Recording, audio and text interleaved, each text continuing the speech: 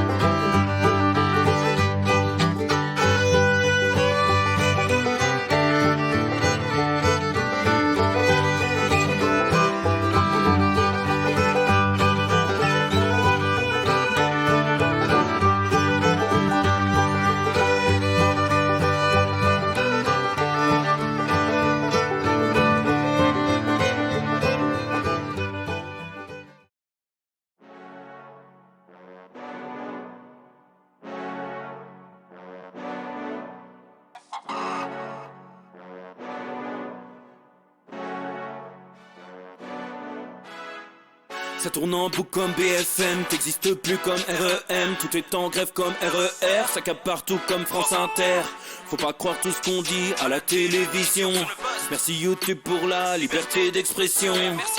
Pas la vérité absolue, de l'info et de l'actu. Si t'as un doute sur le contenu, check les sources ou le nombre de vues. Pas la vérité absolue, de l'info et de l'actu. Si t'as un doute sur le contenu, check les sources ou le nombre de vues. Calme-toi Dimitri, la force tranquille, ça tape dans le mille. De midi à minuit, dégomme les mensonges comme des quilles. Depuis qu'il y a des séances publiques, je veux plus au cirque mais à l'hémicycle. Scandale politique et médiatique, pour rien rater il faut que tu cliques. Mec c'est Rémi, le meilleur du pire en ligne de mire. Aucun parti pris, que des avis bien réfléchis. J'suis encore bourré comme un Polac, donc j'pensais voir Laurent Ournal. J'crois que j'suis toujours à côté de la plaque, mais en politique j'sais qui est le crack. Ouais j'sais qui est le crack.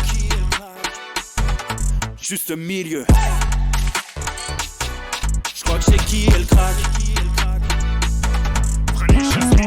Salit des kilomètres de presse pour faire un résumé express. Ça charbonne comme un chinois avec la qualité d'un bavarois. On sera en retraite après notre mort, on sera bouffé par l'inflation. Dans le doute je vais voter Voldemort pour les prochaines élections. Passe de la country à la drill sans transition. C'est pas une bonne idée de me confier cette mission. Si t'aimes pas, dégoûte pas les autres. C'est pas moi qui le dis, moi je suis le roi des pauvres. Pour réfléchir j'ai qu'un euro, mais au moins je tomberai pas dans la fraude. Je le prononce Mittel, comme Angela Merkel. Désolé, je fais ce que je peux, je trouve ma répartie chez Lidl. Des enquêtes exceptionnelles, pas de langue de bois et de l'humour. La revue c'est juste mensuel, les vidéos c'est juste tous les jours. Ouais c'est juste tous les jours. Juste milieu. Regarde ça tous les jours. Juste milieu. Désolé pour mon manque de répartie. Je sais même pas ce que je débite. C'est dur la géopolitique. Ou un peu comme ma... République. Ma République, non? C'est dur la République quand même, non? Ouais? Non? Ah non, c'est mou, non? Ouais, les mecs se font chier, on dirait un peu. Ouais, c'est un peu mou. Enfin, ça dépend dans quel pays. Ouais. Bah, j'y connais pas grand chose, moi. Et c'est quoi une démocratie déjà?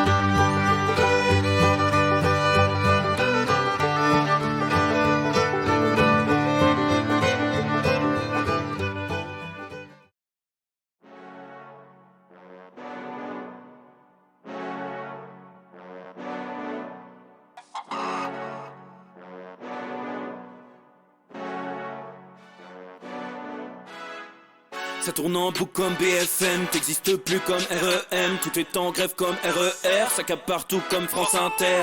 Faut pas croire tout ce qu'on dit à la télévision. Merci YouTube pour la liberté d'expression. C'est la vérité absolue, de l'info et de l'actu. T'as un doute sur le contenu, check les sources ou le nombre de vues. C'est la vérité absolue, de l'info et de l'actu. T'as un doute sur le contenu, check les sources ou le nombre de vues. Calme-toi Dimitri, la force tranquille, ça tape dans le mille. De midi à minuit, dégomme les mensonges comme des quilles. Depuis qu'il y a des séances publiques, je veux plus au cirque mais à l'hémicycle. Scandale politique et médiatique, pour rien rater il faut que tu cliques. Mec c'est Rémi, le meilleur du pire en ligne de mire. Aucun parti pris, que des avis bien réfléchis. J'ai encore bourré comme un Polac, donc je pensais voir Laurent Ournac. Je crois que je suis toujours à côté de la plaque, mais en politique je sais qui est le crack. Ouais je sais qui est le crack. Juste milieu. Je crois que je sais qui est le crack. Ça lit des kilomètres de presse pour faire un résumé express. Ça charbonne comme un chinois avec la qualité d'un bavarois. On sera en retraite après notre mort, on sera bouffé par l'inflation. Dans le doute je vais voter Voldemort pour les prochaines élections. Passe de la country à la drill sans transition. C'est pas une bonne idée de me confier cette mission.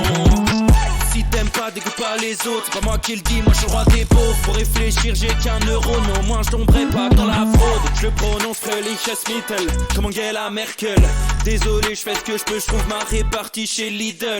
Des enquêtes exceptionnelles, pas de langue de bois et de l'humour. La revue c'est juste mensuel, les vidéos c'est juste tous les jours. Ouais, c'est juste tous les jours. Juste milieu. Regarde ça tous les jours. Juste milieu.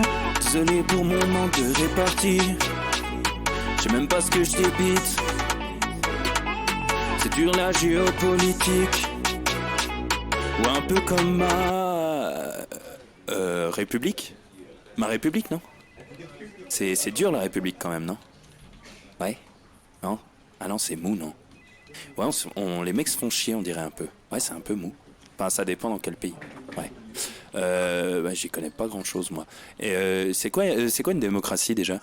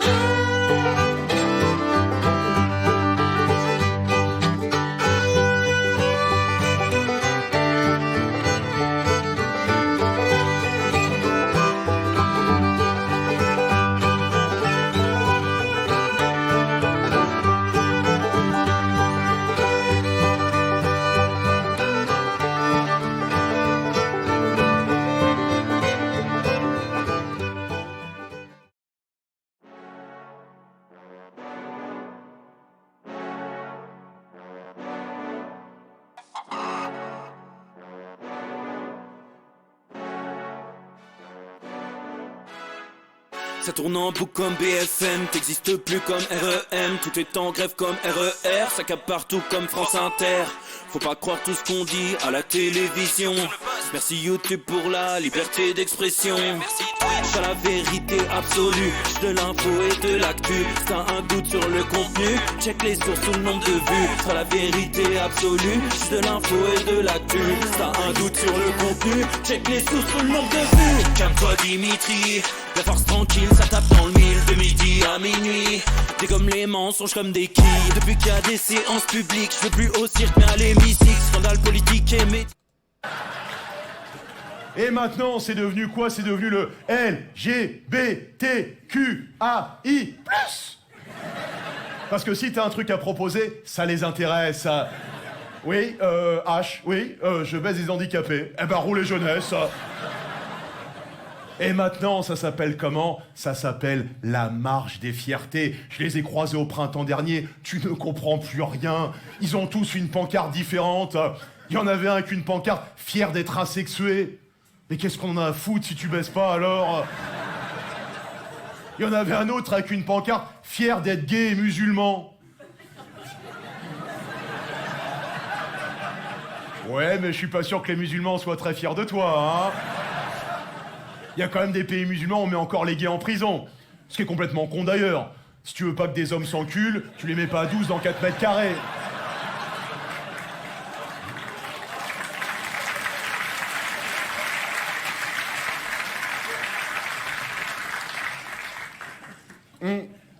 Et évidemment, toute cette histoire de LGBTQAI+, c'est toute la culture du YEL. Vous en avez certainement entendu parler. Moi, j'ai un pote à moi qui est là-dedans. Tu ne peux même plus converser avec lui. C'est-à-dire, tu lui dis, au fait, il va bien, ton pote? Non, Fabrice. Le choix n'a pas été fait, il n'y a pas de il. Elle va bien, ton pote? Non, Fabrice, il n'y a pas de il, il n'y a pas de elle. Bon, bah, t'as des news de l'autre travelot? Mais tu veux dire quoi? Moi, j'ai un pote à moi, il est proviseur en lycée. Il me dit...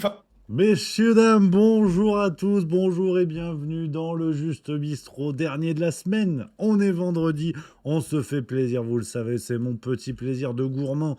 Les spectacles, voilà, humoristiques, des sketchs, et là, merci à Fabrice Eboué, son nouveau spectacle Adieu hier, qui est vraiment une pépite qui fait du bien.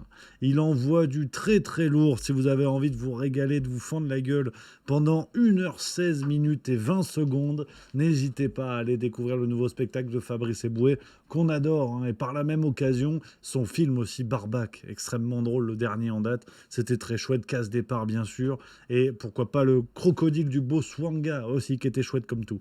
Donc, voilà les amis, commencez en fanfare cette émission, on adore, on se régale, on se fend la gueule pour finir la semaine en souplesse, en beauté, avec des actualités, bon bah... On a de belles choses. On a encore de belles choses aujourd'hui. On va parler, hein, c'est le titre de l'émission, on va parler de la question des retraites. Hein. Alors, avec la réforme des retraites, on s'est dit, tiens, quand même, c'est abusé. C'est le début. C'est le début. J'ai trouvé un document qui officialise tout à fait clairement ce qui va se passer. Voilà. Donc, vous accrochez-vous. Voilà, on commence en détente parce que ça risque d'être un tout petit peu musclé, ce qui va arriver au cours de cette émission. Donc voilà, les amis, quoi de mieux que de se retrouver en beauté. On commence un petit peu plus tôt, à 16h30. On finira vers 17h30 parce que il y a apéro. Il y a apéro. Si. C'est vendredi, il y a apéro, donc il faut être raisonnable. Faut pas non plus trop forcer. Voilà, c'est important. Surtout que demain matin, je bosse. Qui l'eût cru? Ouais. Demain matin, je vais enregistrer un interview sur une autre chaîne YouTube et ça arrivera bientôt. Voilà, donc vous serez content. Faut être en forme. On va être raisonnable ce soir, bien sûr. Voilà, ça arrive demain matin, donc. Voilà les amis, j'espère que vous, ça va, que vous êtes en pleine forme, que vous êtes au taquet. Voilà, ça c'est important. Voilà, qu'est-ce que vous prévoyez de beau pour le week-end? Tiens, est-ce qu'il y en a qui sont en vacances, on papote? On est vendredi, merde. On peut profiter, on peut... Voilà, alors, je sais pas quoi foutre de ce micro. Il est bien là, non? Salut à tous, hein, voilà, il y a tout le monde qui est là, il y a mon... Alors, sur quelle chaîne? Ce sera sur la chaîne Antithèse, voilà, qui est une chaîne suisse et copains suisses qui font du boulot à des formats d'interview un petit peu comme Thinkerview, un peu dans la même veine. L'ami Alexis Poulain y était il y a pas longtemps. Ils ont du beau monde, hein. Ils ont eu...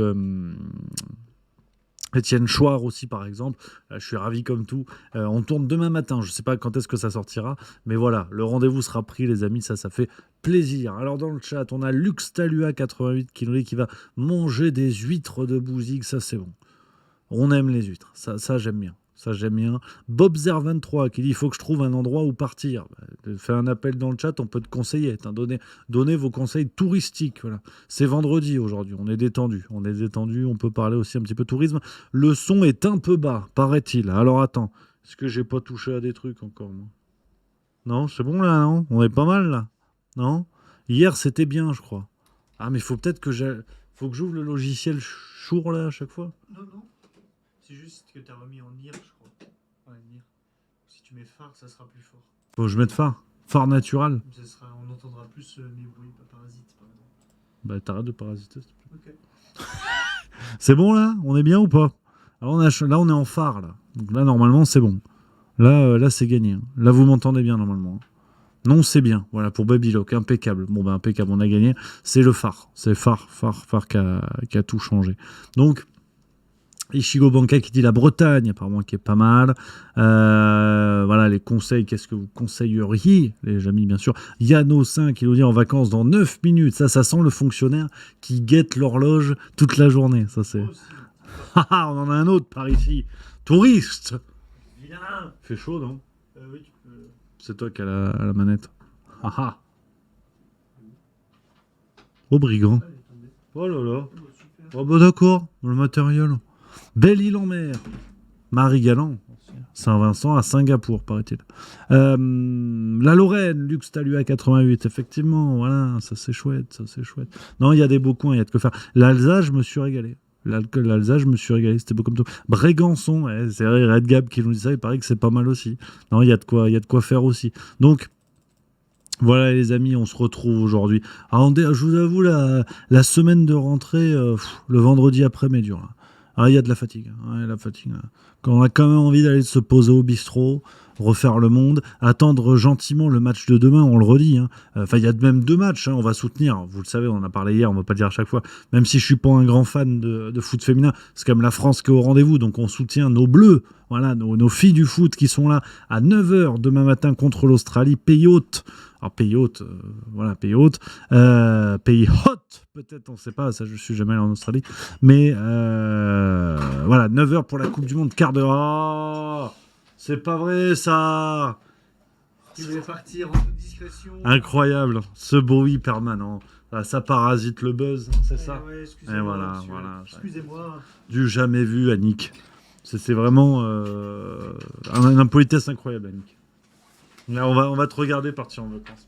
Ouais. Ouais. Mais mec, je sais que t'as un seum intersidéral là. Mais moi je m'en vais tout droit à Copacabana.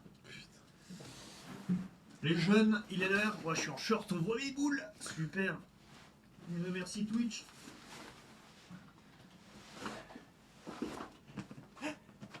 Allez, hein, Casse tout. J'en peux plus.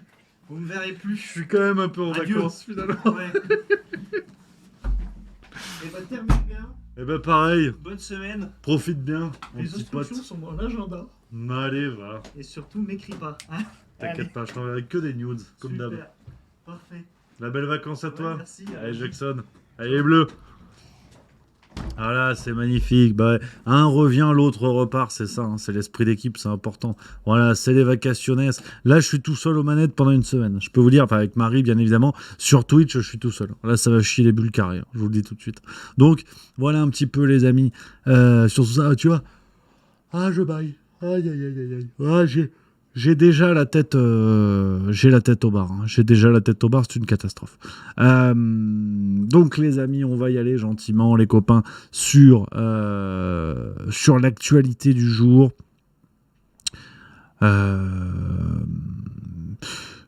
J'aurais aimé trouver des blagues, j'aurais aimé vous faire rire, trouver des trucs comme ça. Europe Écologie Les Verts a fait très très fort. Très très fort, alors vous le savez ou pas, parce que c'est vrai que globalement on s'en cire, ils ont changé de nom.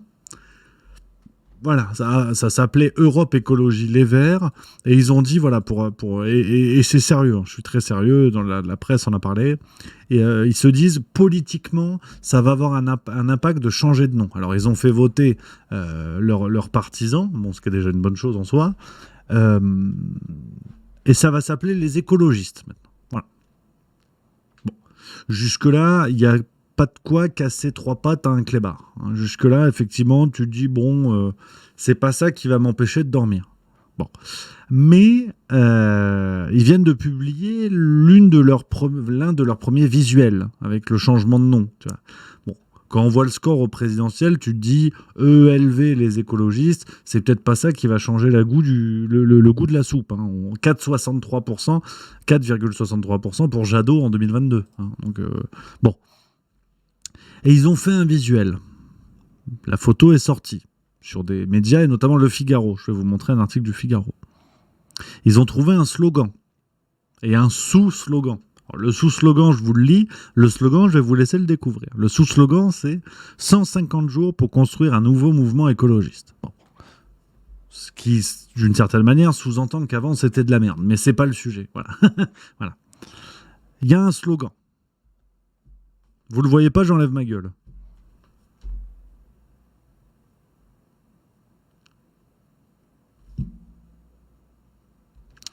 Tout le monde a bien lu ? Venez comme vous êtes. Venez comme vous êtes. Venez comme vous êtes. Point d'exclamation. Alors, venez comme vous êtes, pour ceux qui n'ont pas mangé de la merde ces derniers mois, c'est le slogan de McDonald's. Enfin, l'un des slogans des publicités de McDonald's. Ils l'ont peut-être changé récemment, mais ce fut l'un des slogans ces dernières années de McDonald's. Dans la pub, tu avais la pub venez comme vous êtes, le slogan de McDonald's. Les écologistes ont repris le slogan de McDonald's, mais ça ne s'arrête pas là.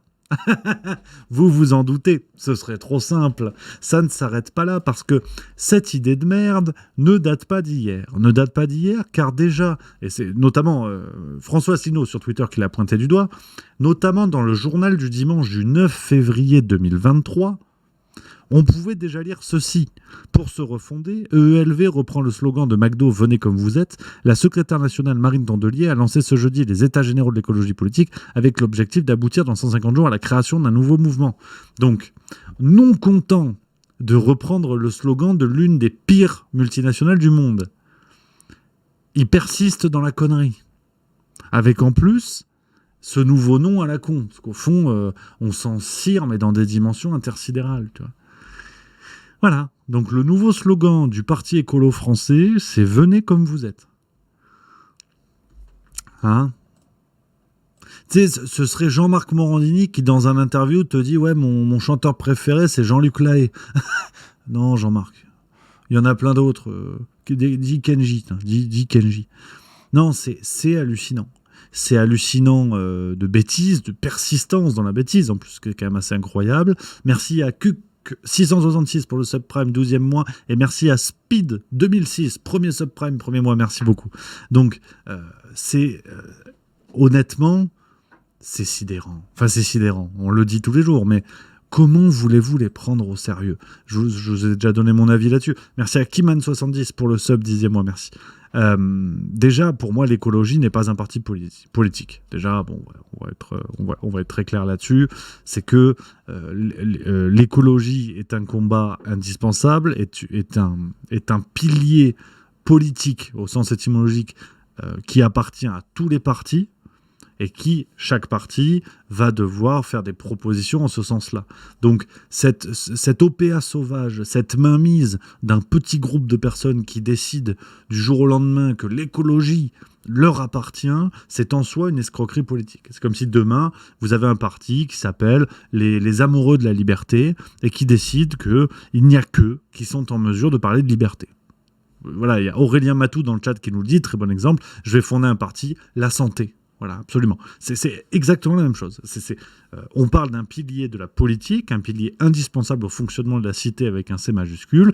Personne ne peut dire l'écologie, c'est nous. C'est absurde. On peut être écolo et d'extrême droite, écolo et de droite, écolo et de gauche, écolo et du centre, écolo et d'extrême gauche. Ça n'est pas une couleur politique en soi. Donc, déjà, c'est absurde. Mais, allez, on accepte que des gens s'auto-attribue l'écologie.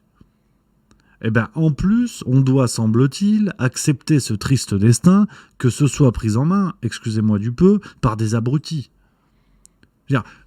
Tu vas pas me dire que dans le lot des têtes pensantes d'Europe Écologie Les Verts, t'en as pas un qui s'est dit, franchement, si on reprend le slogan de McDo, c'est pas ouf. Parce que déjà, il est un peu éclaté au sol, et parce qu'en plus, l'une des grandes heures du parti écolo, enfin de l'écologie politique en France, c'était José Bové qui va démonter des McDo. Oui, José Bové, ou Noël Mamère, j'ai toujours un doute, c'est la moustache, qui va démonter des McDo. Attendez, je vérifie pour pas vous dire de bêtises. parce que là, ce serait vraiment une grosse connerie de ma part. Oui, c'est ça, le démontage du McDo de Millau avec José Bové. Et lui-même, en tapant ça sur Google, tu vois, José Bové, McDo reste le symbole de la standardisation de l'alimentation. Tu vois. Tout le monde le sait. Et ces guignols-là font rien de mieux que de reprendre le slogan, quoi. Sincèrement, c'est pas que les gens ne veulent pas les prendre au sérieux, c'est qu'ils ne sont pas sérieux. C'est pas plus compliqué que ça.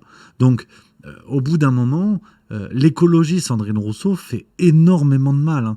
Je crois qu'on ne se rend pas compte, en fait, des dégâts que peut faire l'écologie à la Sandrine Rousseau. C'est-à-dire le coup de com' permanent, la recherche permanente du buzz, et l'utilisation de ce buzz pour tenter de faire parler des sujets importants.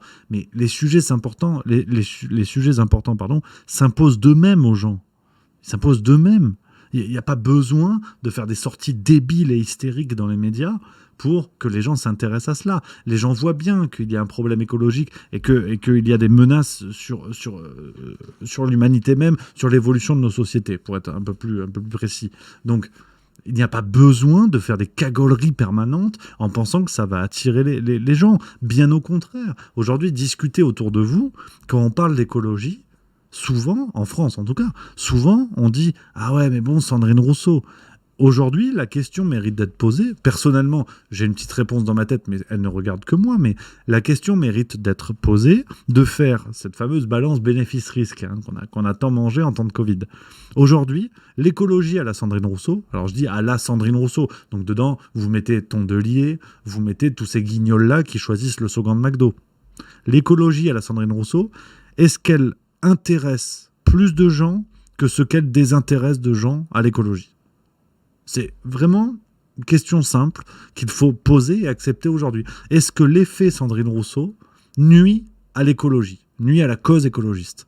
C'est vraiment une question qui mérite d'être posée parce que vous prenez la cote de popularité d'un José Bové pendant des décennies, et je pèse mes mots pendant des décennies, vous prenez la cote de popularité d'une Sandrine Rousseau, et bien je peux vous dire que c'est bubule. Et vous repartez une main devant, une main derrière. Parce que c'est sidérant de voir à quel point ces gens-là semblent être les idiots utiles d'un système capitaliste qui transforme l'écologie en un terrain de business supplémentaire. Et au fond, Sandrine Rousseau est bien plus utile au Roundup que à la défense de la planète. Et en tout cas, je pèse mes mots et je serais ravi d'en débattre avec des gens qui ne pensent pas cela. Hein, c'est le sujet du débat. Mais sincèrement, je crois que ces gens-là sont les idiots utiles et qu'au fond, il porte un contre-projet qui ne dit pas son nom. Aujourd'hui, je ne vois plus en quoi Sandrine Rousseau incarne l'écologie. Sincèrement, je ne vois pas. Donc, c'est de la cagolerie. Et aujourd'hui, en venir à choisir le slogan de McDonald's, voilà. Je sais pas trop quoi vous dire. On est vraiment au bout du bac à sable, quoi. C'est hallucinant. Donc, on continue les amis, pour rester plus ou moins dans le même thème, c'est l'une des infos du jour. C'est la décision du Conseil d'État de suspendre la dissolution du collectif des soulèvements de la terre. Vous savez, Gérald Darmanin qui avait décidé tout seul, hein, le fait du prince, le fait de Petit Prince, de dissoudre cette association. Lui qui avait parlé d'éco-terrorisme, on en avait parlé sur Juste Milieu, on s'en était ému, comme la dissolution de toutes les associations. Pour moi, la dissolution de Civitas, suite aux propos de Pierre Hyard, propos jugés antisémites qu'on a pu voir il y a quelques jours, pour moi, cette dissolution, si elle doit avoir lieu, doit être décidée par un tribunal, par des instances de justice, et pas par un ministre de l'Intérieur qui décide d'outrepasser son pouvoir. Donc, je vous avais dit déjà il y a quelques semaines que pour moi, la dissolution de ces associations était problématique, non pas en fonction du soutien ou pas qu'on peut avoir des associations. C'est ce qui me dérange profondément quand la gauche et l'extrême gauche chialent sur les soulèvements de la terre et sont très contents quand on va dissoudre Génération Identitaire. Moi, ça me dérange pour toutes les associations, quelles que soient les couleurs politiques, parce que ça n'est pas au pouvoir en place de faire cela. Après, si des tribunaux décident de dissoudre des associations à raison, avec des éléments à charge et avec des éléments, là, ça s'appelle la justice.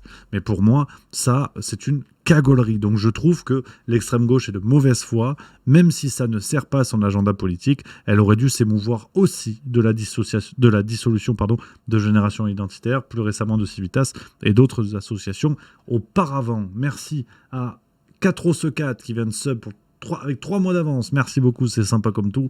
Donc, petite vidéo d'ailleurs pour rattraper le dossier sur ce sujet des soulèvements de la Terre, les amis. C'était sur BFM. Écoutez, une réaction de soulagement.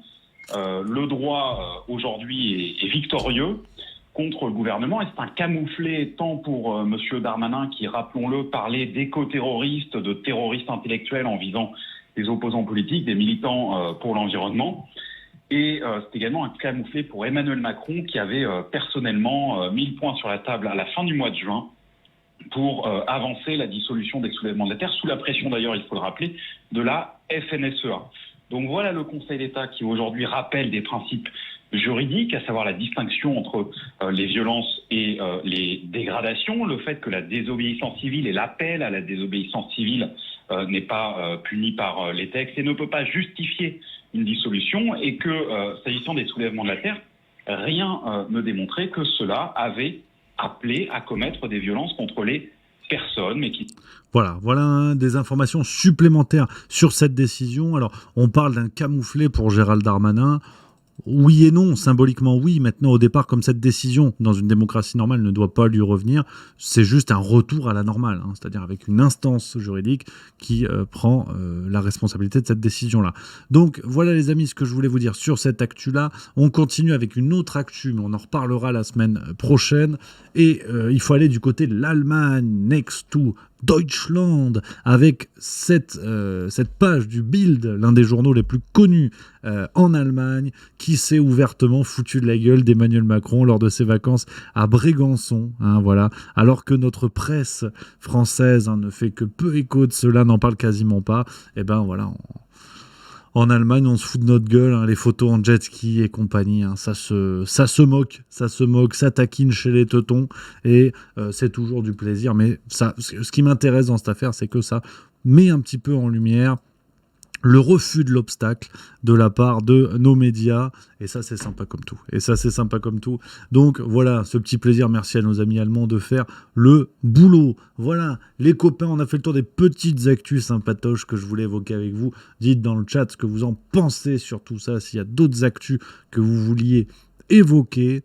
Ça fait plaisir avant de parler bien sûr de cette histoire de retraite, la vision de l'Union européenne. J'ai trouvé un petit document à vous lire, ça pique, ça picote.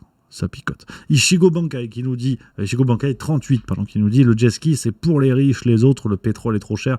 Ouais, clairement, non, mais on va pas s'égosiller sur cette histoire de jet ski. Il y a un président qui fait de l'écologie l'une des causes de son, l'une des principales causes de son,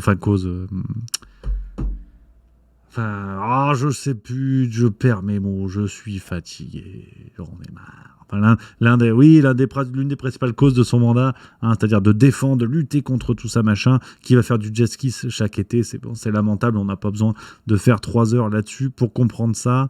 L'une de ses principales croisades, merci pour Dolphy Lalimas, mettez-moi les mots dans la bouche, parce que j'ai déjà la tête au bar, là, ça y est. Puis demain au match et tout, non, ça va être bien.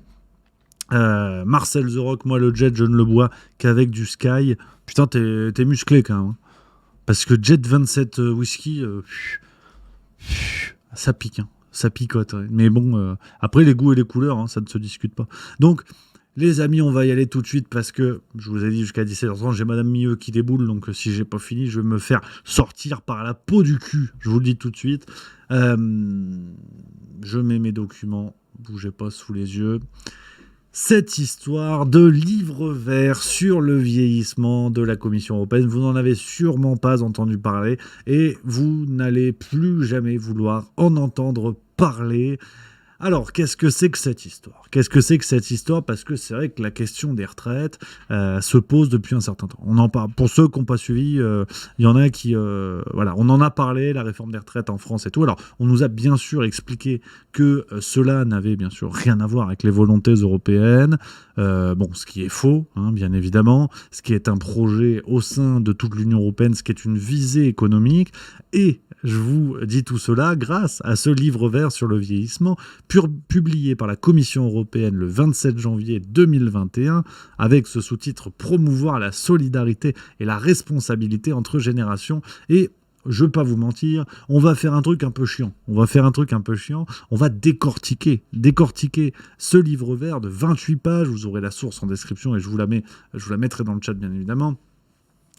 Parce que c'est intéressant. C'est intéressant de voir plus que jamais à quel point nos médias sont capables en fait de faire tampon, hein, rien à voir avec l'industrie bien sûr de la protection hygiénique, et encore que, de faire tampon, et c'est-à-dire de venir noyer le poisson, complexifier les choses, et notamment quand en période de réforme des retraites en France, des gens disaient c'est la visée économique de l'Union européenne, toujours plus de productivité, toujours plus de travail, toujours plus de main-d'œuvre servile et à bas coût, enfin à Bakou ou à Paris ou n'importe quelle autre ville de l'Union européenne, des médias, pas tous bien sûr, avaient dit non.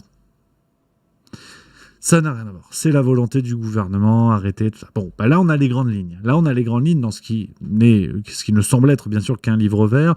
Je trouve que ça ressemble plutôt à un testament. Hein, voilà la une. J'ai noté pour vous, je vous l'ai lu, tu vois. J'ai mis des petits coups de stabilo, tu vois, sur les phrases marquantes pour décortiquer ça dans cet exercice un petit peu chiant, un petit peu scolaire, mais indispensable pour comprendre vraiment quelles sont les grandes lignes, quelle est la vision réelle de l'Union européenne sur ces questions-là, et on a des phrases qui sont centrales, qui sont majeures. Donc en fait, cet exercice-là est nécessaire parce que la réforme des retraites telle qu'on l'a connue n'est que le début de l'aventure. C'est comme dans les jeux vidéo, hein. T'as un boss, mais c'est pas le boss final, t'en as plein d'autres. Et d'ailleurs, faites pas trop de bruit parce que mon stabilo boss... rapport au feutre fluorescent. Donc, il est intéressant de voir que c'est la première étape, car la vision de l'Union européenne est plus large et va plus loin pour la France et pour d'autres pays. Et d'ailleurs, ce qui est chouette dans ce livre vert, c'est qu'on a une vision qui porte sur la question des retraites, mais pas seulement. Vous allez voir qu'on a beaucoup de facteurs qui sont pris dans ces questions-là. On a des choses passionnantes. Alors, la question du vieillissement qui est au centre de ce document, hein, on a voilà, des éléments qui nous disent que cette question-là a des répercussions sur la croissance économique, la viabilité budgétaire, la santé et les soins de longue durée, le bien-être ainsi que la cohésion sociale. Donc, cette phrase, symboliquement, on pourrait s'arrêter là. Parce qu'en fait, tu comprends que les répercussions sont rangées par ordre d'importance pour la Commission européenne, hein. D'abord la croissance économique, ensuite la viabilité budgétaire, après la santé. Tu vois, faut pas déconner. Non mais arrête de voilà. On est dans une question économique. On a fait l'exercice avec Klaus Schwab, hein, sur Twitch, vous le savez, dans le Juste Bistrot il y a pas longtemps, où je vous expliquais que la vision de Klaus Schwab, finalement, n'a rien d'un truc du grand méchant de James Bond qui veut buter tout le monde. Non, c'est juste une école économique, assez proche d'ailleurs du courant malthusianiste, entre autres, mais qui a un regard très froid. C'est-à-dire que le citoyen est d'abord une unité économique. Qu'est-ce qu'il peut consommer? Qu'est-ce qu'il peut produire? Et quand vous chaussez ces lunettes-là, tout semble limpide et les débats s'éclairent facilement. Je veux dire, ça sert à rien de venir chialer. Ils pensent pas à la vie des gens.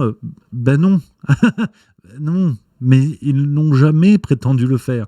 Et ce document le prouve. Voilà, hein, on a par exemple une approche économique qui est très intéressante sur la question de comment est perçue la question des retraites au sein de l'Union européenne. On nous explique que l'approche fondée sur le cycle de vie tient compte du fait que les étapes traditionnelles de l'éducation et de la formation, du travail et de la retraite sont définies de manière moins stricte et deviennent plus flexibles. Donc, c'est d'abord une approche qu'il faut adopter pour comprendre comment raisonne l'Union européenne. C'est l'approche du cycle de vie. C'est-à-dire que jusqu'à présent, tu sais, toi, t'es un peu con.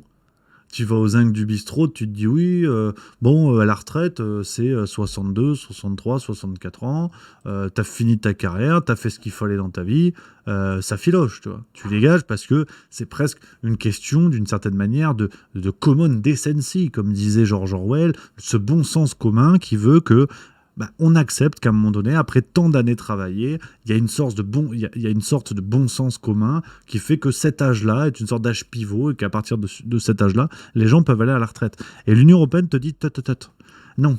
En fait, c'est la question du cycle de vie. Et un cycle, il est adaptatif. Si tu es en forme à 70 ans, pourquoi tu pourrais pas bosser ? Rigolez pas parce que c'est ce qui arrive. Voilà, non mais j'en vois qui ricanent. Voilà. Donc on continue dans les lectures de ces phrases marquantes. Je vais pas tout vous lire, on a 28 pages, je l'ai décortiqué tout à l'heure. Là, j'ai de lui l'essentiel. On continue avec, tu vois, par exemple, la question de l'éducation. Toi, là, une fois de plus, t'es naïf. Tu te dis l'éducation, c'est les gosses. Non. Et non.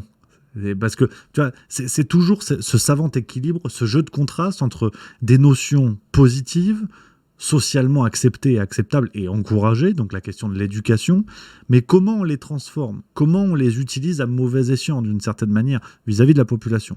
Là, on peut lire que l'acquisition et la mise à jour des compétences aident les personnes à rester employables, à réussir leur transition professionnelle et à progresser sur le plan professionnel, en les maintenant au travail et en améliorant leur satisfaction professionnelle. Donc, vous voyez, par exemple, la responsabilité sociétale des entreprises, la RSE, des choses comme ça, qu'on voit de plus en plus dans les débats. C'est-à-dire la question de la formation du travailleur. Comment il peut se former pour découvrir de nouveaux métiers, pour acquérir de nouvelles compétences. Tout ça répond bien à un but. Ne pensez pas qu'il s'agit simplement de la question du bien-être du travailleur. On est sur une question d'optimisation de sa capacité productive. C'est là où, quand je vous parle, en fait, les connards sur LinkedIn diraient le mindset. Bon, qu'ils aillent se faire cuire le cul. Moi, je vous parle d'état d'esprit, voire de vision économique. Si on se met dans la vision économique de l'Union européenne, il faut comprendre ça. C'est que la question de la formation au travail n'est pas un petit plus pour faire plaisir aux gens. Pas du tout. C'est une possibilité d'étendre l'employabilité et la productivité du travailleur. Et quand on se met dans cette grille de lecture-là, on comprend bien, on comprend mieux tout ça. Donc, on a ces formules-là qui sont très importantes à prendre en compte. L'éducation et la formation des adultes contribuent à améliorer l'employabilité dans un monde du travail en mutation, car l'évolution des besoins en compétences, notamment en raison des transitions écologiques et numériques, offre un potentiel pour de nouveaux emplois. C'est clair et net. Il n'y a pas besoin de redouter un complot des élites pour faire je sais pas quoi. C'est clair et net. C'est écrit dans ce livre vert. C'est la vision d'une école économique qui s'assume pleinement. C'est là où Julien Assange avait une phrase intéressante où il explique que les gens ont peur de nombreux complots, vont chercher des complots là où il n'y en a peut-être pas, alors qu'il y en a beaucoup d'avérés dans notre monde. Il n'y a pas besoin de fantasmer des complots ou quoi que ce soit. On en a énormément et qui sont clairs et avérés et qui ne sont peut-être même pas d'ailleurs des complots. Là, c'est une vision économique claire qui est écrite dans ce livre vert, alors qui fait pas foi, c'est pas la Bible, hein, c'est pas la vérité absolue, mais on comprend mieux en fait ce qui se passe et on comprend mieux dans quel contexte s'est faite cette réforme des retraites et c'est pas fini, hein, parce que par exemple, pour compenser la diminution de la population en âge de travailler, l'UE et ses États membres devraient promouvoir des politiques amenant davantage de personnes sur le marché du travail, leur permettant de rester en activité plus longtemps et en améliorant la productivité. Ça, comme vous allez le voir, donc on a compris maintenant cette question de comment peut-on étendre l'employabilité d'un citoyen. Et on a un deuxième pan qui va arriver, vous allez voir, qui est celui de la migration, de l'intérêt des vagues migratoires dans ce souci de productivité. Vous allez voir, je n'invente rien, quelques phrases plus tard, on va en parler. Donc là, on est dans cette partie 3.1, faire entrer davantage de personnes sur le marché du travail. On y est. En veillant à ce que les personnes issues d'une minorité raciale ou ethnique puissent déployer pleinement leur potentiel. On obtiendra de meilleurs résultats sociaux et économiques pour tous. À cet égard, il est essentiel de poursuivre les travaux visant à mettre en place une union de l'égalité et à mettre pleinement en œuvre les instruments juridiques existants. Donc vous voyez que ce qui est intéressant, en plus dans ce livre vert, quand je vous disais tout à l'heure qu'il englobait en fait d'autres thématiques que l'on pense plus ou moins éloignées. Mais en fait, pas tant que ça. si on se met de manière pragmatique, et peut-être que c'est un biais de confirmation de ma part de vouloir valider l'idée que j'ai par rapport à ce livre vert, mais j'ai cette impression à titre perso, je ne sais pas ce que vous en pensez, dites en commentaire et dans le chat, j'ai vraiment cette impression que, au fond,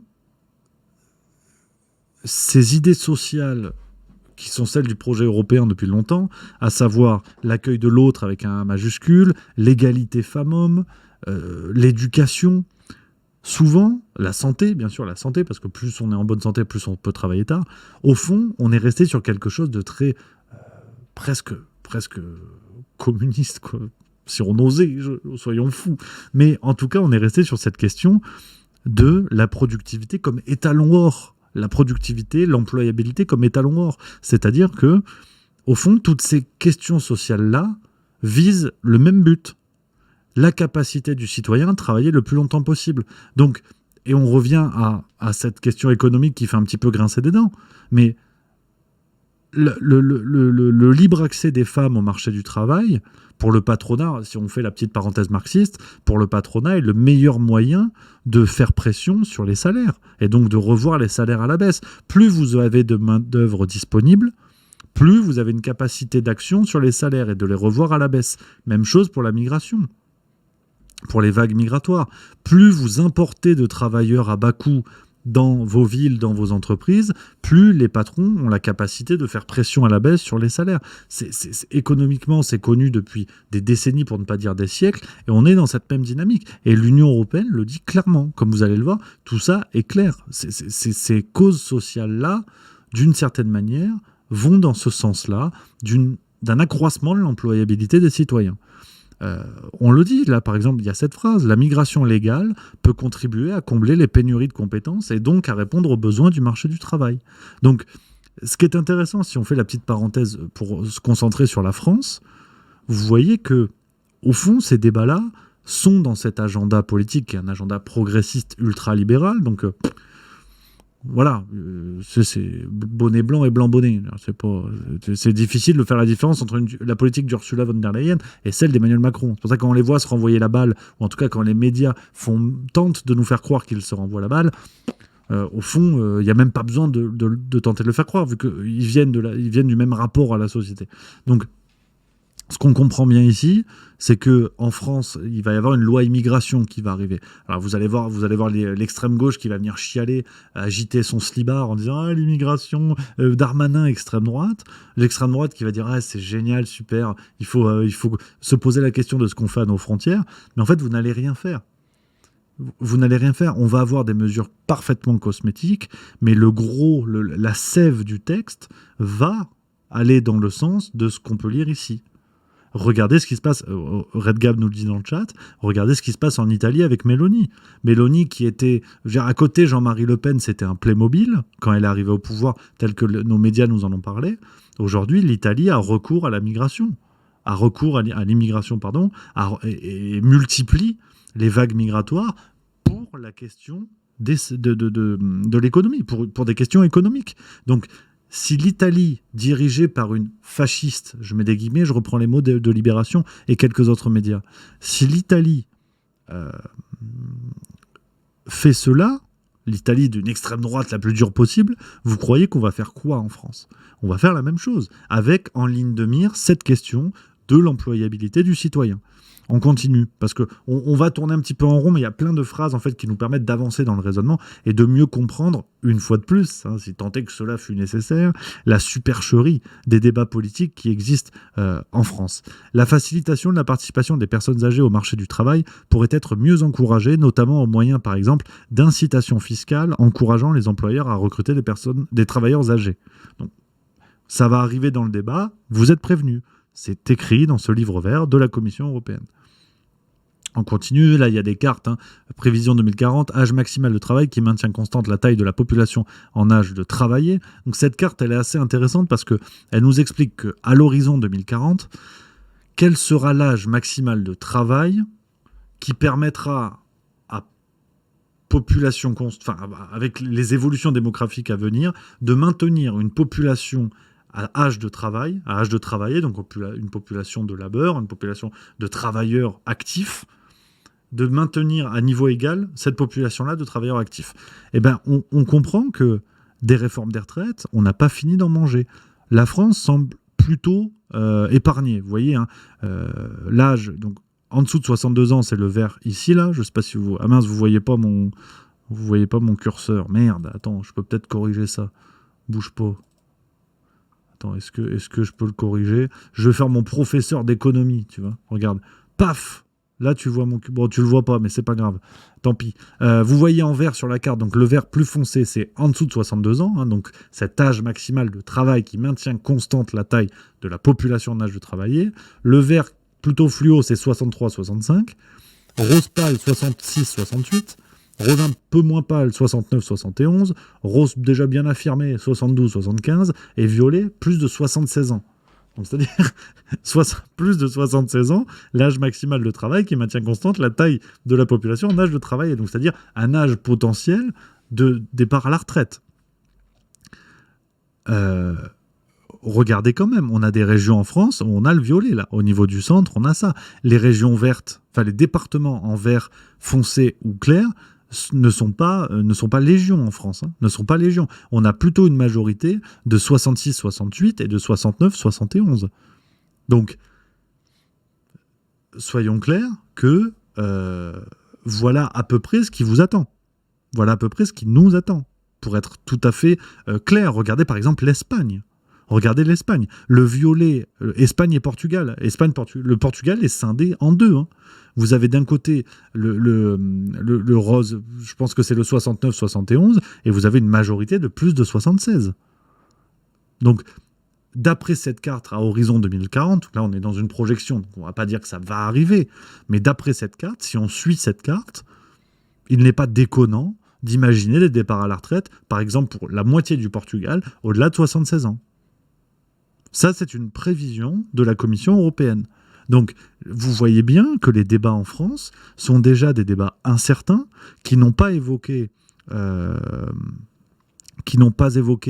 les évolutions à venir, parce que ça ne s'arrêtera pas là, et qui n'ont pas évoqué ce que la Commission européenne peut envisager économiquement. Donc, juste pour vous dire que tout ça est dans ce livre blanc clair et publié publiquement par la Commission européenne. On a d'autres phrases après, donc vous avez compris l'idée générale, mais il y a d'autres éléments que je ne voulais pas louper.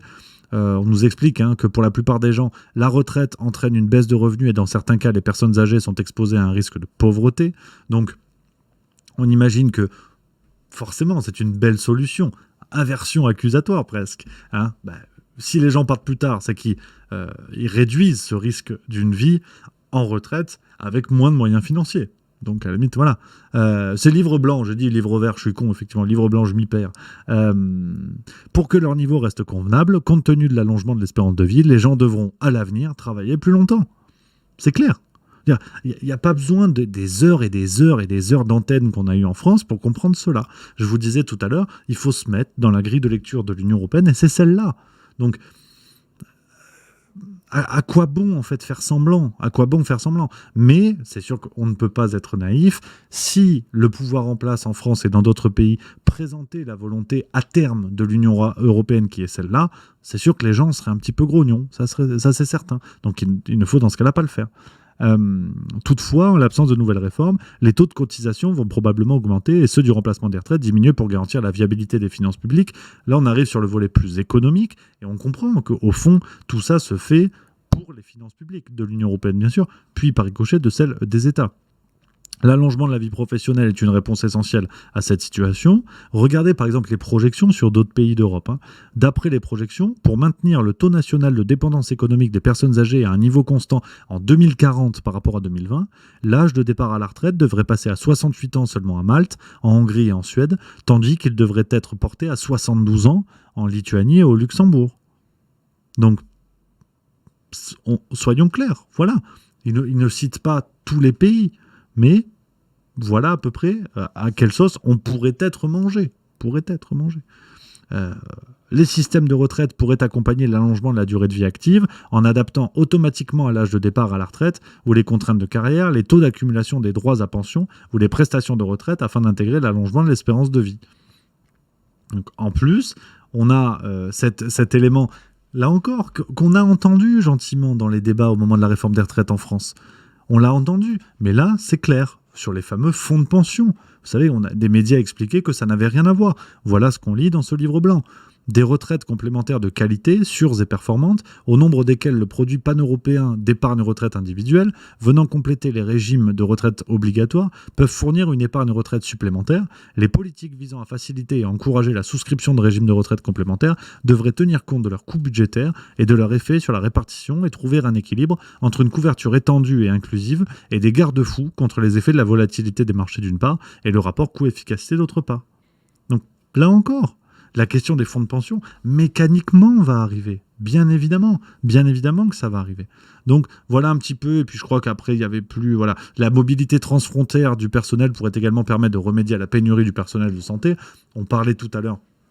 Là, on n'est plus sur la question des travailleurs détachés, donc qui navigueraient entre les différents pays de l'Union européenne, mais c'est la même dynamique. On sait aujourd'hui, on l'a observé dans d'autres corps de métier, que même entre pays de l'Union européenne, la mobilité des travailleurs fait baisser les niveaux de salaire, c'est connu, c'est renseigné. C'est le fameux plombier polonais déjà à l'époque, qui était une marotte de l'extrême droite, mais qu'on retrouve aujourd'hui factuellement, que l'on soit d'accord ou pas, que l'on trouve que ce soit une bonne chose ou pas, ça sont après des arguments moraux.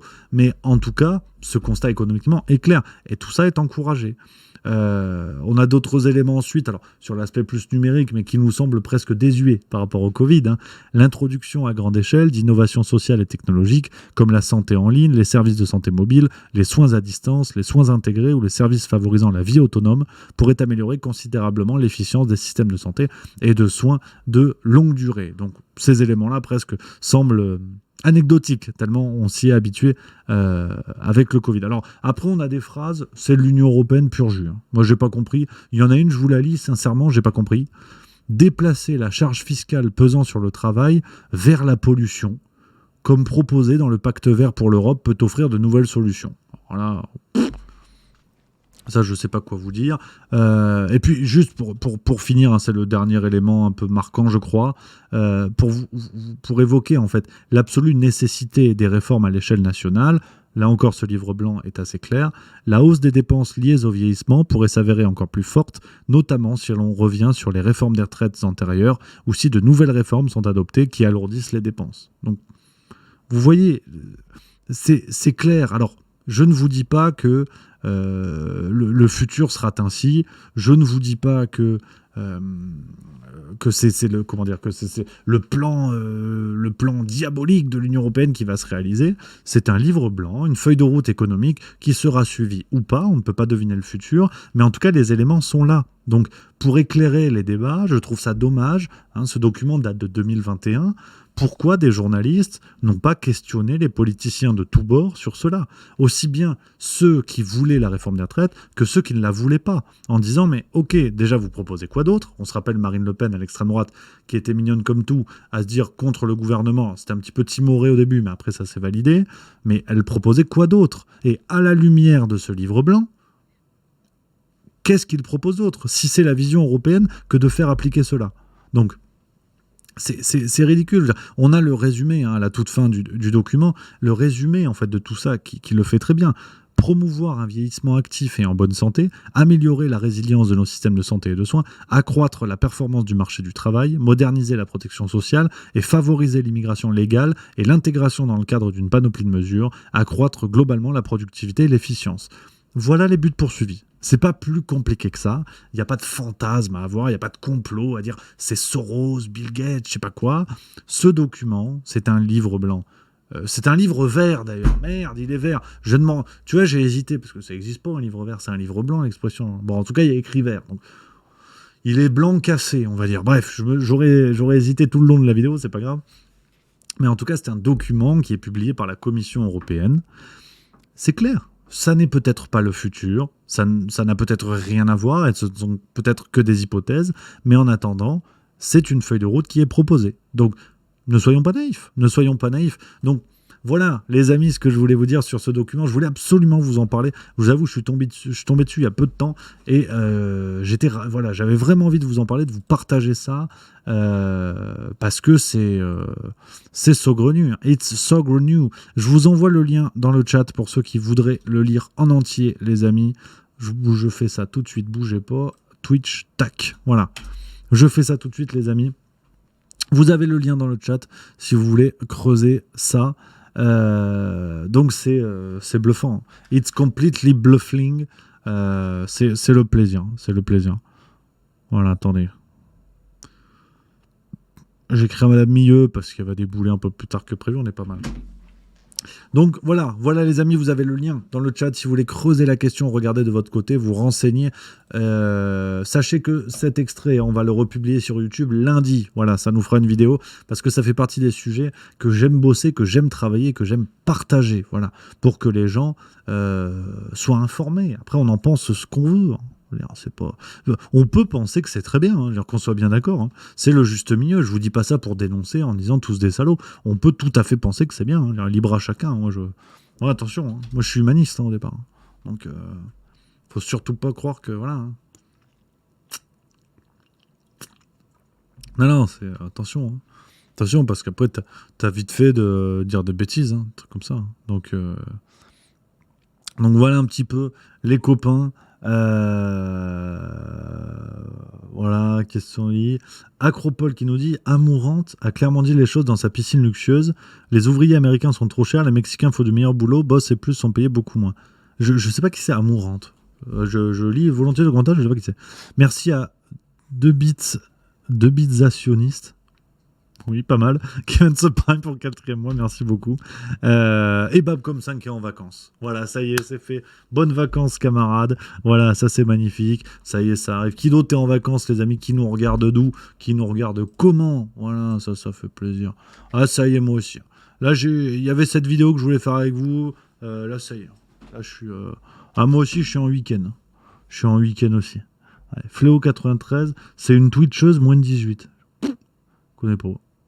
Ouais. Jarod du Sud qui nous dit j'aurais surpris du manque de prise de conscience générale. Je suis pas naïf bien sûr, mais quand même, on prend coup sur coup, on voit magouille sur magouille.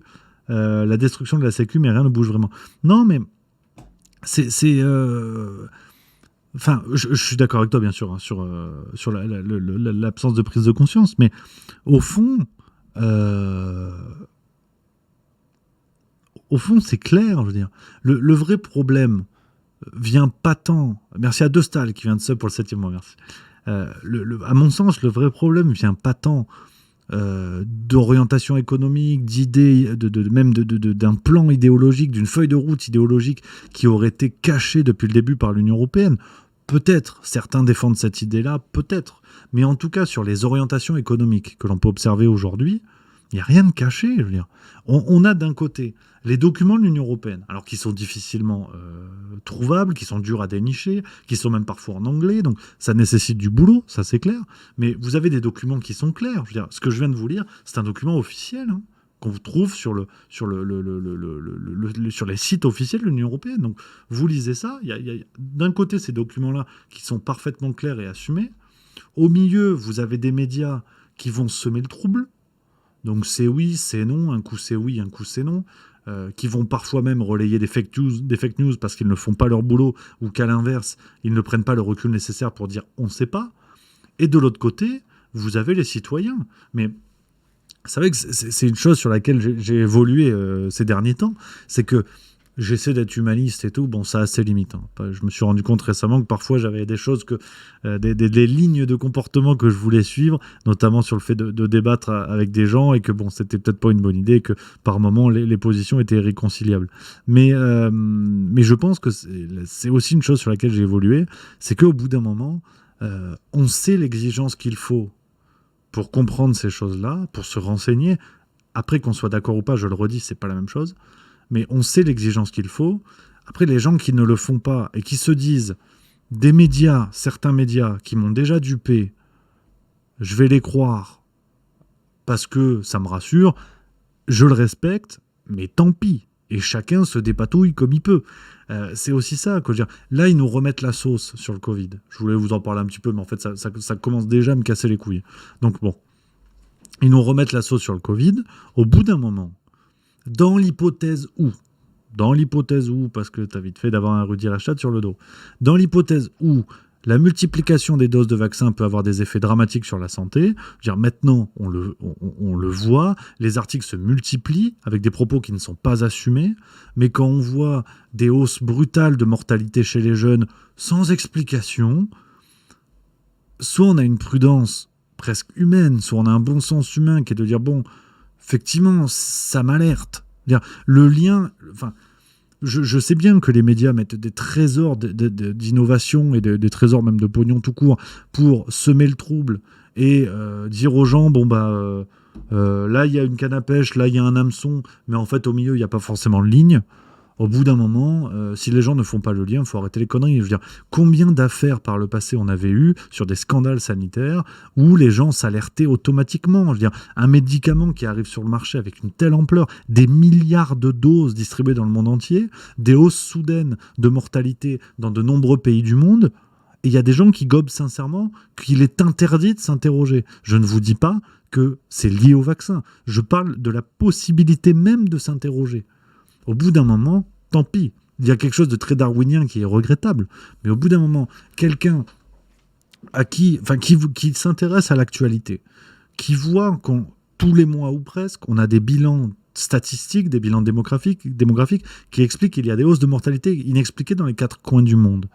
Et cette personne qui dit « Ouais, mais bon, d'un côté, il y a ça, et puis de l'autre côté, il y a Emmanuel Le Chypre qui m'a dit que faire le lien entre les deux en pensant que ça pouvait être lié au vaccin, c'était du complotisme. Du coup, je refuse de voir le lien que je pourrais peut-être voir. » Au bout d'un moment, qu'est-ce que vous voulez que je vous dise ? Au bout d'un moment, voilà. C'est aussi une forme de liberté que de s'aliéner volontairement. C'est triste, mais c'est comme ça. C'est triste, mais c'est comme ça. Les gens sont libres de ne pas l'être. Dans certains cas. Mais les gens sont libres de vouloir ne plus l'être. Voilà, c'est ça que je veux dire, de vouloir. La notion de volonté est importante. Donc, au bout d'un moment, tant pis. Et sur l'Union européenne, c'est pareil. Tout ce que je vous dis là, c'est pas pour vous convaincre que c'est de la merde et que demain, il faut partir et aller vivre au Guatemala. C'est pas du tout ce que je vous dis. Ce que je vous dis juste, c'est que ces éléments-là sont disponibles pour ceux qui s'intéressent, ceux qui prennent le temps, ceux qui sont exigeants envers eux-mêmes et qui refusent d'ubériser leur cerveau. C'est-à-dire de dire, je vais donner mon cerveau à BFM TV, je vais leur donner dans une boîte, et puis ils me diront ce qu'il faut penser, ils rempliront ce qu'il faut, et puis on va y arriver. Non, je suis désolé. Je m'étais fait taper sur les doigts. Où est-ce que j'avais dit ça ? C'était chez Sylvain Tiger, quand j'avais dit que je trouvais que l'Union européenne avait beaucoup de bons côtés. Je peux le redire aujourd'hui. Je trouve que, par exemple, la libre circulation des personnes est une bonne chose. L'idée de l'euro est une bonne chose. Pas l'application, mais l'idée. Et je signe et je persiste là-dessus. Mais pour autant, on peut aussi se rendre compte que un exemple symbolique, en temps de Covid, rappelez-vous cette histoire de vol de masques sur les tarmacs des avions qui arrivaient de on ne sait où, et des pays de l'Union européenne qui entre eux se faisaient des crasses pour se voler les masques. Quand on voit ça, on peut quand même constater que ça ne va pas. Les SMS d'Ursula von der Leyen, au bout d'un moment, il faut être volontairement imbécile pour constater qu'une présidente de la Commission européenne, je veux dire, elle gère pas un club de loto à côté de Quimper, tu vois. Une présidente de Commission européenne qui refuse de dévoiler des SMS de négociation avec un patron de l'une des plus grosses entreprises de pharma du monde, et des SMS de négociation portant sur des centaines de millions de dollars, pour ne pas dire des milliards. Elle refuse, les SMS ne sont pas disponibles, et il y a des gens qui vont vous dire « Ah oui, mais pensez que c'est volontaire parce qu'il y a des zones d'ombre, ce serait du complotisme. » Au bout d'un moment, allez vous faire cuire le cul. Je suis désolé d'être un peu rude, mais il faut aussi accepter ça. C'est dur à accepter, mais les gens ont le droit de vouloir être abrutis. C'est cruel, c'est cruel. Et je vous dis pas qu'on prêche la bonne parole, c'est juste de voir ce qu'on voit. Comme disait Charles Péguy, voilà, le plus dur reste de voir ce qu'on voit. Et on n'a pas beaucoup évolué.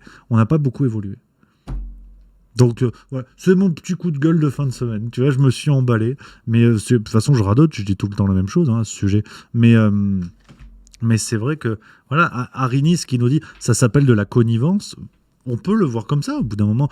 Moi, je pense personnellement, en tant qu'humaniste, que nous sommes tous également dotés de capacités intellectuelles, de bon sens. Le bon sens est la chose du monde la mieux partagée, nous le disait Descartes. Donc, j'ai foi en l'humain. Et donc, c'est pour ça qu'aujourd'hui, je pense qu'il y a des gens qui s'aliènent volontairement euh, à, à, un rapport au réel qui est biaisé, qui est volontairement biaisé. Et c'est l'allégorie de la caverne. Je radote encore là-dessus, mais on n'a pas beaucoup évolué. Hein. Regardez, si vous voulez, regardez, il y a plein de petites vidéos sur YouTube qui sont très chouettes, qui expliquent l'allégorie de la caverne, donc un mythe philosophique de Platon à l'époque. Tu vois, je vous envoie, tu vois, tu as des trucs Gigi School lycée, tu vois. De Platon. Ouais, je vous envoie, c'est très simple. Hein. C'est très simple à comprendre, je vous envoie. On en avait déjà parlé si vous voulez jeter un œil. Mais je pense ça, c'est qu'il y a des gens qui s'aliènent volontairement et qui se confortent là-dedans. Et le piège, pour nous, entre guillemets, si nous, vous savez, avec toutes les précautions nécessaires, machin, le piège pour nous, donc pour ceux, en gros, qui refusent de s'aliéner volontairement, le piège, c'est d'éviter la même chose, mais dans l'autre sens. C'est-à-dire de s'aliéner dans la certitude d'avoir raison. Ça, pareil, c'est un élément que je redis souvent, mais je suis extrêmement prudent là-dessus, et je vous en conjure, chers membres du Juste Milieu, surtout ne tombez pas là-dessus, ne tombez pas là-dedans, c'est-à-dire de se confier dans la certitude d'avoir raison, dans la certitude d'être des éveillés, d'être des résistants. C'est bien, on peut l'être, et oui, effectivement, en temps de Covid, chacun a agi comme il a voulu, bien, pas bien, chacun s'est conforté dans ses propres valeurs, dans ses idées, dans ce que vous voulez, ça, il n'y a pas de problème. Mais par contre, ça n'est pas infini dans le temps. On peut... pour le coup, je ne suis pas déterministe, tu vois, par exemple. Je ne suis pas déterministe là-dessus, c'est que un humain, ça s'empêche, comme on dit, et je pense sincèrement que avoir agi, par exemple, comme un résistant en temps de Covid, n'empêche pas d'être une salope quelques années après, tu vois, n'empêche pas d'être une ordure quelques années après. Donc il ne faut pas non plus se confier dans la certitude d'avoir eu raison à un moment donné. En temps de Covid, par exemple, j'ai quelques camarades à droite à gauche qui me disent « Ah, moi, je me suis pas fait vacciner, je savais que ça allait, que c'était pas bon, je savais que c'était une connerie, moi, je suis un éveillé, je suis un résistant. » Non, mais attends, mon gars, tu l'as été à un instant T. Mais tu ne l'es pas ad vitam aeternam. Ça ne devient pas une qualité... ça ne devient pas une qualité intrinsèque qui est dans ton ADN que tu vas tout le temps résister. Tu vois, là, pour le coup, presque, j'aime bien Sartre, tu vois, je suis plus existentialiste. Hein, c'est-à-dire, l'alcoolique, c'est d'abord celui qui boit, qui fait l'acte de boire. Il ne naît pas alcoolique, on le devient. Tu vois. Pour le coup, je serais peut-être plus existentialiste à la Sartre. Ceux qui veulent découvrir l'existentialisme est un humanisme. Petite lecture du week-end philo qui est assez intéressante sur cette question-là. C'est-à-dire que on peut avoir résisté au Covid. On peut penser que l'Ukraine, c'est de la merde. Demain, tu pourras quand même gober une bolée de merde. Il faut quand même être prudent, voilà, pour dire les choses un peu plus crûment. Alors, je prends les messages dans le chat en attendant que Madame Milieu arrive, les amis. Il y a Even Stamplar qui nous dit « Là, je suis pas d'accord avec toi. Il est prouvé que dans toute société, il y a un certain pourcentage de personnes qui ne se laissent pas berner. » Mais, allez, je joue un petit peu sur les mots, mais tu vas voir où je vais en venir.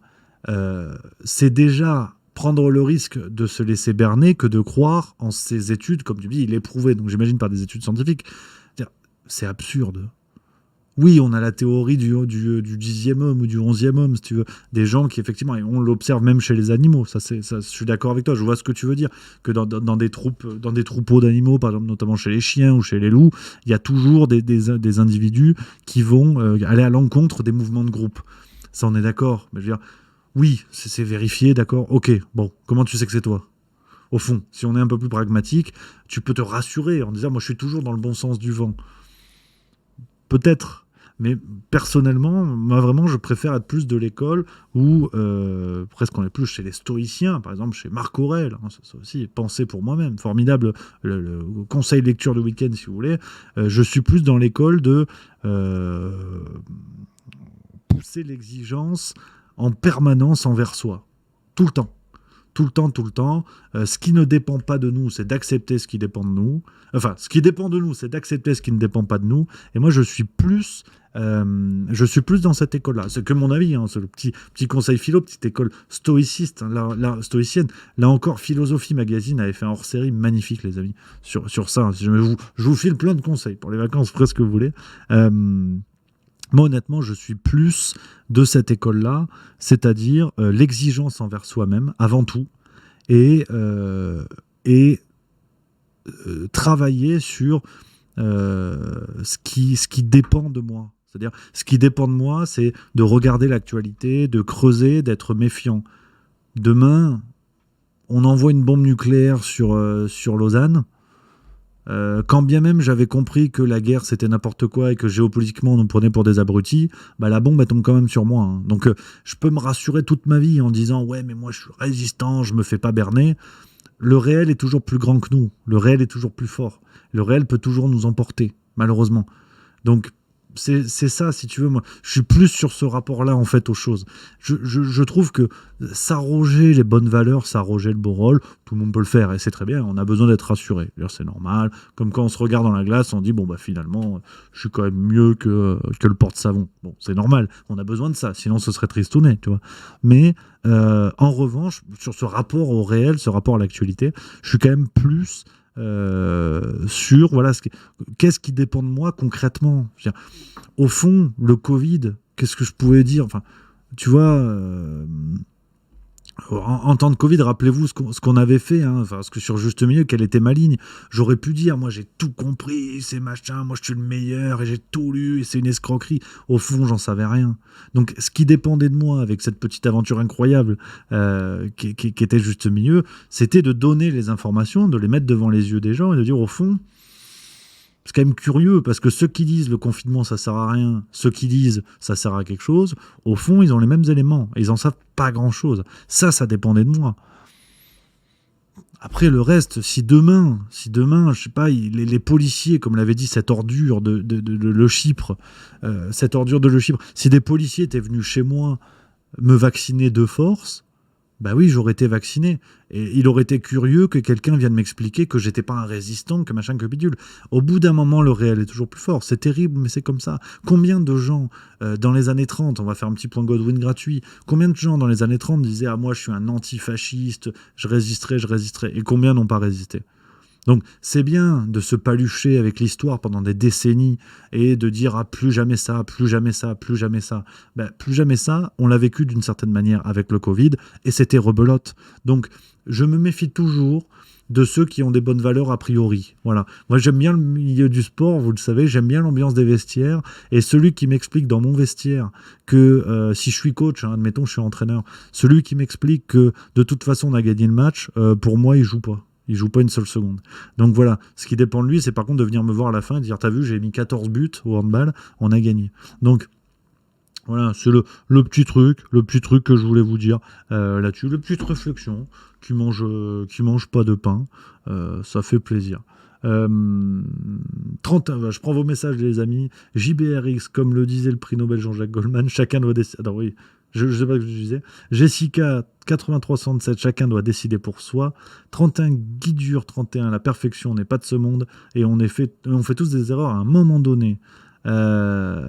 Sepsep 66600, comme aimer les bandéristes nazis ukrainiens. Non mais voilà, parenthèse, parce que là on revient la tête dans l'actualité, on s'était un peu élevé l'esprit vers la philo, mais dire, moi si vous voulez, tous ces antifascistes de pacotille qui à la fois vous disent Marine Le Pen c'est le nazisme et il faut aider Zelensky et le bataillon Azov, bon, voilà. Hein, ces gens-là, non, je tourne le dos en fait. Je tourne le dos et je m'en vais en fait, parce que c'est méprisable. C'est extrêmement méprisable. Donc voilà, les bonnes valeurs de pacotille comme ça, je suis voilà. Je me méfie quand même. C'est le petit stoïcisme à la juste milieu. Hein. Mais il y a beaucoup de stoïcisme de toute façon dans le juste milieu quelque part. C'est vrai ça. Mais le penser pour moi-même, si vous avez l'occasion, les amis. C'est vraiment chouette, hein. Ce sont des toutes petites maximes, donc pour faire la petite parenthèse sur Marc Aurèle, j'aime beaucoup. On est au 2e siècle après Jésus-Christ, si je dis pas de conneries, en 112, quelque chose comme ça. Il